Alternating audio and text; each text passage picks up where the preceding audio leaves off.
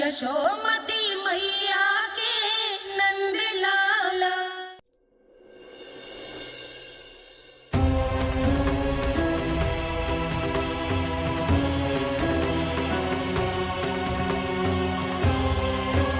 इससे पहले कि मैया को संदेह हो जाए, मुझे जाना होगा शनिदेव।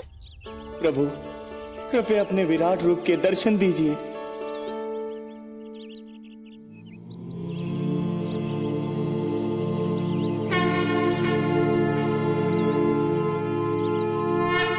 सशंख चक्रम सकिरीट कुंडलम सपीत वस्त्रम सरसीरुहेक्षणम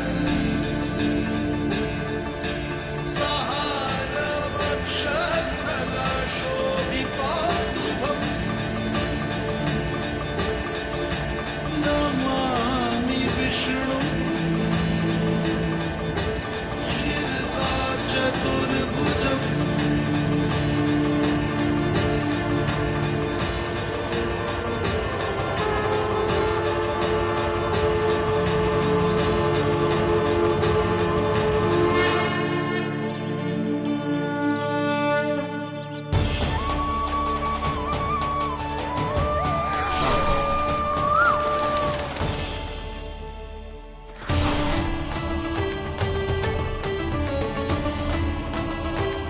हे श्री हरि, मुझे पंछी की छाया।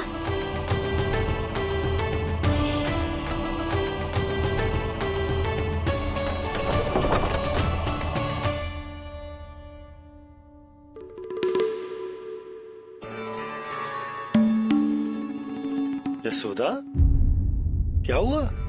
क्या देख रही हो? क्षण भर को लगो जैसे लल्ला की ना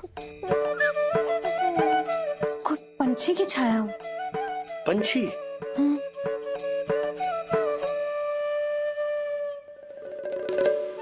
अब ना, मुझे तो लग रहा है जो गिलहरी की छाया।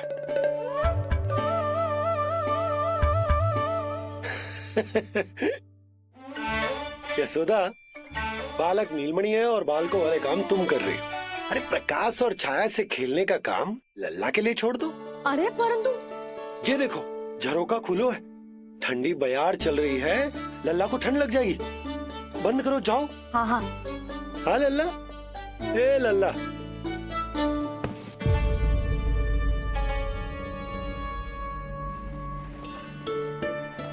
आज सब कितने सज धज के आए थे तुझसे मिलने के लिए, जैसे दीपावली हो। है ना लल्ला? सिवाय इनके देखो,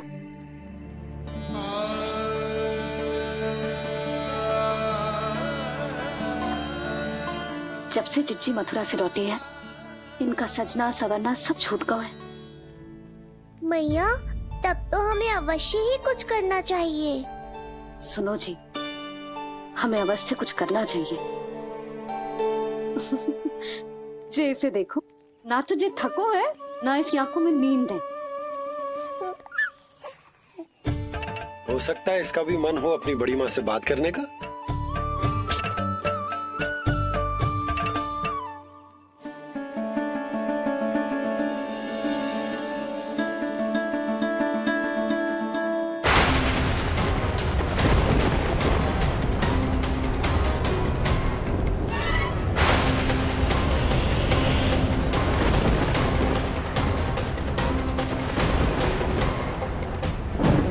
अरे लल्ला, डरने की क्या बात है?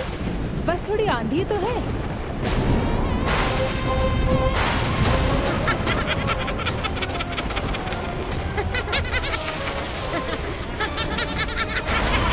लल्ला, लल्ला, लल्ला, लल्ला।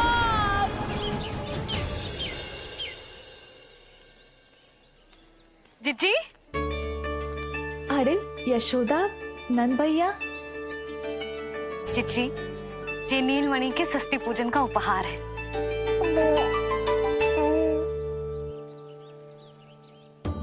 यशोदा, नंद भैया, मैं आप दोनों की भावनाओं का सम्मान करती हूँ। आप दोनों को तो पता है मेरे हृदय में नीलमणि के प्रति अत्यधिक प्रेम है।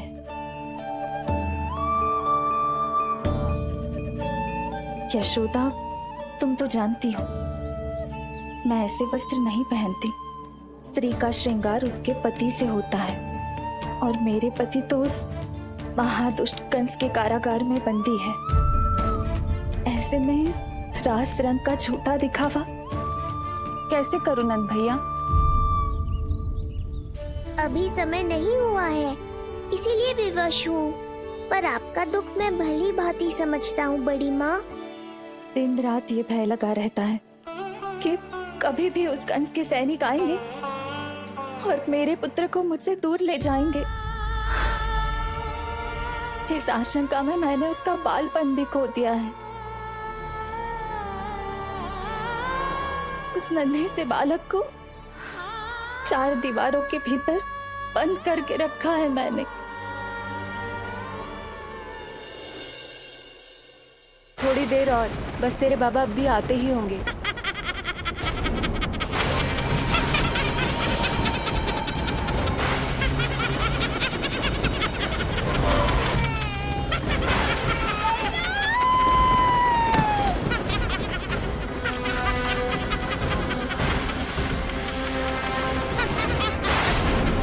भाभी, आपका पुत्र हमारे नीलमणि का बड़ा भाई। आप उसे खुली हवा में सांस लेने दें। मेरा विश्वास करें, आप दोनों गोकुल में पूरी तरह सुरक्षित हैं। चिच्ची, नारायण के घर देर भले ही है, किंतु अंधेर ना है। बस कुछ समय का कष्ट और है चिच्ची, फिर सब ठीक हो जाएगा। और ये देखो, नीलमणि स्वयं आओ है आपको उपहार देने के लिए। इसे भी मना करोगे आप? नीलमणि, बस आज हट मत करना। मैं तुम्हारी ताऊ जी से मिलूंगी ना, तब नए वस्त्र गहने सब पहनूंगी, साज श्रृंगार करूंगी, तब पूर्ण अधिकार से देना तुम अपना उपहार। किंतु आज नहीं। बड़ी प्रसन्नता की प्रतीक्षा में छोटी छोटी प्रसन्नताओं को त्यागना नहीं चाहिए बड़ी माँ। जीवन तो परमात्मा का उपहार है, उसे जीना चाहिए। चिच्ची, बड़ी प्रसन्नता की प्रतीक्षा में जीवन की छोटी छोटी प्रसन्नताओं का त्याग ना करना चाहिए। जीवन तो परमात्मा का उपहार है, जीवन तो जीना चाहिए। नंदराज, नंदराज, नंदराज, क्या हुआ? भोला, बंसी, तुम दोनों यहाँ? जी वो उपनंद जी ने कही थी कि आपको वार्षिक कर के बारे में स्मरण करा दूं, इसलिए हम दोनों चले आए। अरे हाँ, नीलमणि के आने की प्रसन्नता में मैं तो भूल ही गया था। अधिक देर होने पर कंस की दृष्टि में आने का संकट। कोई ना, मैं कल मथुरा जाकर कर जमा करा दूं। अरे किंतु कल तो लल्ला का पालना उत्सव है। सुनो जी, शीघ्र ही आना। भैया, हो सके तो अपने भैया और बहन देवकी का समाचार भी पूछ लीजिएगा। जी भाभी। इस बार कछु समस्या नहीं होनी चाहिए। ये बार आज मथुरा से कछु अतिथि आए थे, उन्हें पता चलो है कंस ने राजा वासुदेव और रानी देवकी को कारागार से बाहर निकाल लो है और अपने महल में रख लो है।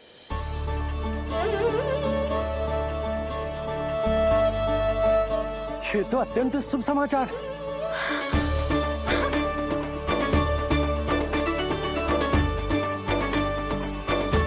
तुमने पहले क्यों ना बताया? हमें लगो आपको पहले से पता होगी महाराज।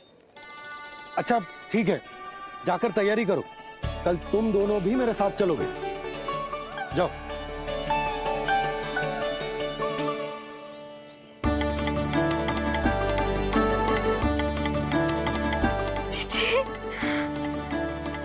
भाभी, यशोदा ने कहा था ना कि नारायण के घर देर अवश्य, परंतु अंधेर ना है। प्रतीत होता है हमारा नीलमणि सबके लिए सौभाग्य लेकर आया है। सच्ची भाभी, नारायण का वरदान है जे बालक। भाभी, अब हमें चलना चाहिए। और हाँ, कल वसुदेव भैया और देव की भाभी से बिना मिले वापस ना आऊंगा मैं। उन्हें कह दूंगा और बता दूंगा कि कितना स्मरण करते हो आप उन्हें। चिच्ची, शुभ समाचार मिलो है। अब तुझे उपहार स्वीकार करना पड़ेगा। हाँ यशोदा, अत्यंत शुभ समाचार आया है और अपने साथ ही आशा भी लाया है कि अब शीघ्र ही उनसे मिलना संभव होगा।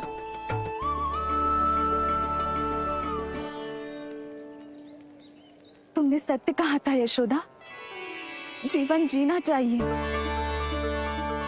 मैं भी जीऊंगी, छोटी छोटी प्रसन्नताओं को मनाऊंगी, अपना ध्यान रखूंगी, फिर से सजूंगी, संवरूंगी।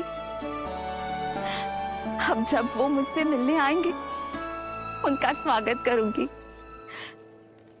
उन्हें वैसे ही मिलूंगी जैसे उन्हें छोड़कर आई थी। मैं आपको आपके दुख से मुक्ति दिलाऊंगा। बस कुछ समय तक और प्रतीक्षा कर लीजिए बड़ी माँ।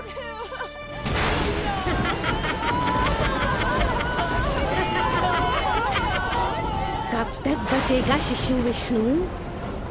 आज नहीं तो कल तू मेरा निवाला अवश्य बन जाएगा। कल तुमसे भेंट होगी पूतना। कहाँ है तू शिशु विष्णु? शीघ्र ही तुझे आहार बनाऊंगी मैं। तुमने बहुत दुष्कर्म कर लिए पूतना। अब तुम्हारे आतंक का अंत करूंगा मैं।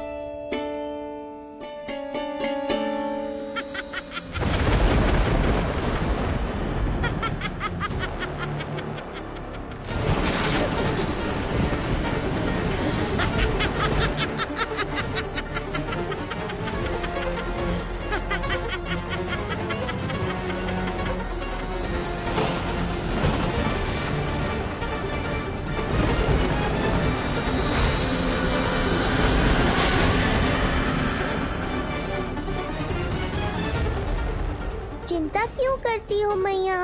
मैं हूँ ना। नेत्र खुले रहे तो मैया पक्का घबरा जाएंगी। यशोदा, क्या हुआ? अरे बोलो ना, कोई बुरा सपना देखो। ना, स्वप्न तो ना था, किंतु मेरा मन बहुत घबरा रहा है। ऐसा लगो जैसे नीलमणि को कुछ। ये देखो, नीलमणि तो शांति से सो रहा है। तुम ना व्यर्थ ही व्याकुल हो रही। बाबा सही कह रहे हैं मैया, कुछ नहीं होगा मुझे। सुबह होने में अभी समय है। व्यर्थ की चिंता को झटक सो जाओ। अच्छा, ऐसे कैसे झटक दूं चिंता? नींद अचानक खुलो है मेरी। इसका अर्थ है अवश्य ही कोई बुरी दृष्टि है मेरे लल्ला पर।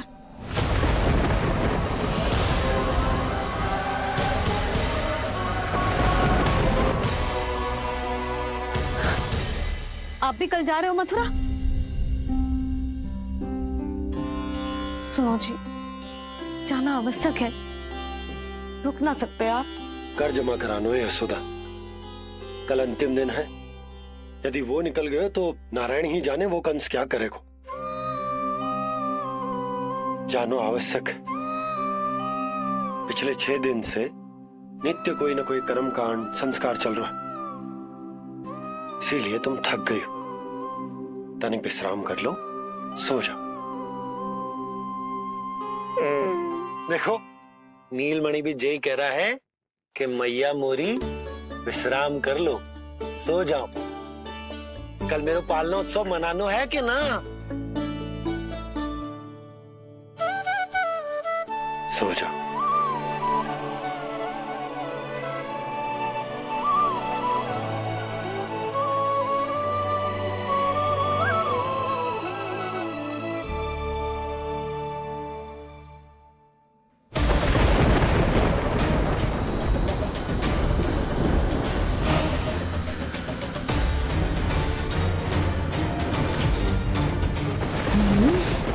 शिशु की गंध। पर अब तो भूख भी मिट गई है। एक रात का समय बचा है बालक, जी ले। कल सूर्य की पहली किरण के साथ अंतिम सांस लेगा तू।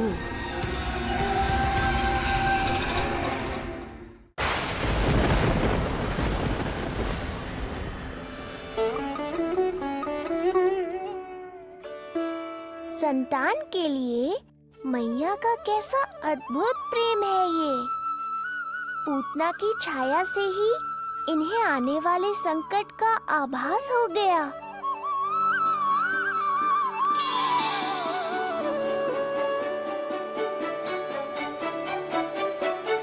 जब कोई बैलगाड़ी से यात्रा करता है तो गाड़ी पर चढ़ते ही सामान की गठरी नीचे रख देता है। उसे पूरे समय अपने सिर पे ढोते हुए यात्रा नहीं करता। उसी प्रकार आप भी अपनी चिंता की गठरी मुझे सौंप दो मैया, मैं सब संभाल लूंगा। जैसे आप थपकी देकर मुझे सुलाती हो, वैसे ही आज मैं आपको सुलाऊंगा।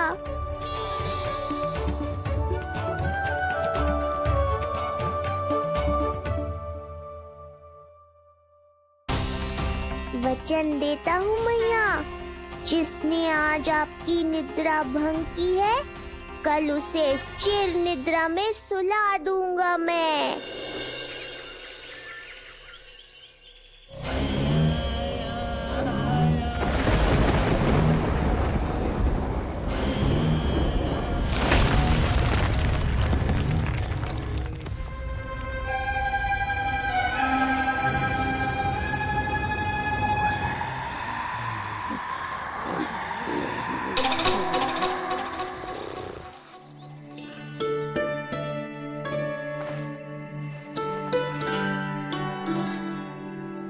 गाड़ी तैयार है नंदराज जी। उपहार और मिठाइयाँ तो ठीक है, किंतु भोजन रखो है कि ना? हाँ भाभी, रख दियो है। और भोजन ऊपर रखो है कि मिठाई? भोजन ऊपर रखो है भाभी। मुझे लगो ही था, अब मिठाइयाँ पिचक जाएंगी ना? हाँ भाभी, तो अभी मिठाइयाँ ऊपर रख देते हैं। क्या होगा बंसी भैया, फिर मिठाइयों का रस भोजन में चला जाएगा ना? मैया ऐसे पूछताछ करोगी तो हड़बड़ा तो जाएंगे ही। अरे भोला बंसी, अरे भोजन और मिठाइयों को अलग अलग रखो भाई। यही कह रही हो ना सुधा? अरे वाह, आज हमारा राजकुमार जल्दी उठ गए हो। इसे भी पता है पालना उत्सव में इसके बाबा ना होंगे इसके साथ, इसीलिए विदा करने आ गए है। फिर कोई ऐसो कर्मकांड ना होगो जब मैं ना हूं। बस आज जाने दे लल्ला, सबको जाकर अपने हाथों से मिठाइयां भेंट करूंगा और सबको बताऊंगा कि इतना सुंदर, इतना प्यारा लल्ला का बाबा बन गया मैं।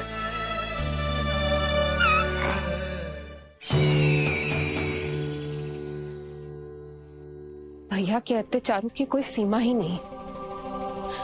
हमारे पुत्र को ढूंढने के लिए अब उन्होंने पूतना को आदेश दिया है। वो केवल महाभयंकर ही नहीं बल्कि मायावी भी है। हमें किसी भी प्रकार से ये सूचना गोकुल भिजवानी होगी। सत्य कह रही हो देवकी, मुझे भाई नंद को किसी भी तरह सावधान करना ही होगा, किंतु कैसे? हमारे लल्ला के बारे में जानकर सबसे अधिक कौन प्रसन्न होगा पता है? वसुदेव भैया। सत्य कहा आपने।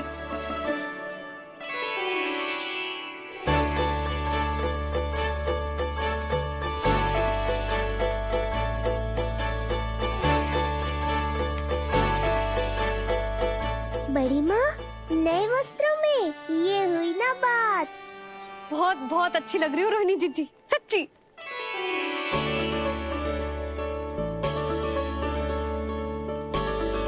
आपने जीवन में फिर से रुचि लेना आरंभ कर दियो है। ये जानकर वसुदेव भैया की प्रसन्नता दुगनी हो जाएगी। ये उनके लिए मेरे हाथों से बनाए पेड़े मथुरा के पेड़ों से भी अधिक प्रिय है उन्हें। और ये देवकी की नवजात कन्या के लिए कहिएगा केवल वस्त्र नहीं है, अपना आशीर्वाद भेजा है मैंने। जी। सच में यशोदा, नीलमणि एक आशा का दूत बनकर आया है मेरे जीवन में। नंद भैया, उनसे ये भी कहिएगा कि मैं और उनका पुत्र हम दोनों ही यहाँ कुशल से हैं। अगर ईश्वर ने चाहा तो शीघ्र ही उनसे मिलना संभव होगा। वसुदेव भैया और देवकी भाभी से बहुत सारी बातें करनी। यदि विलंब हो जाए तो चिंता मत कर। जाने से पहले अल्लाह को हृदय से तो लगा लो।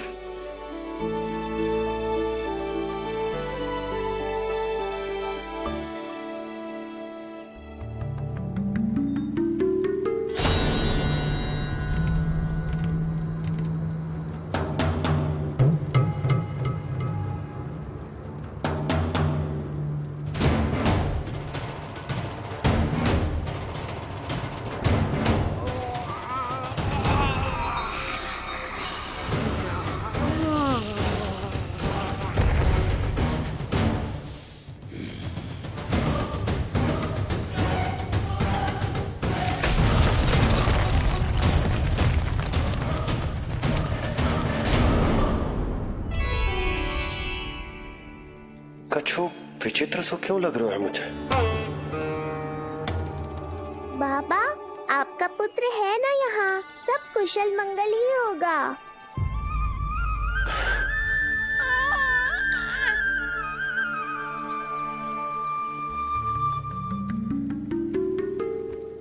चलता हूँ। ध्यान रखो।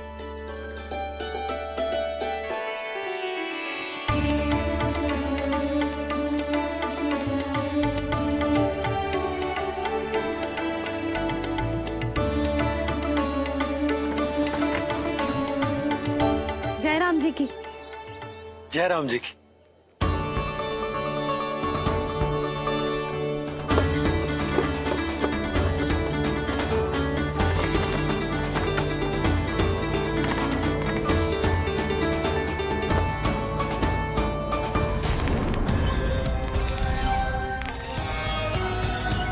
कहाँ से आरंभ करूं आज? रजपुरा, रानी घाट, देतिया, बरसाना या गोकुल?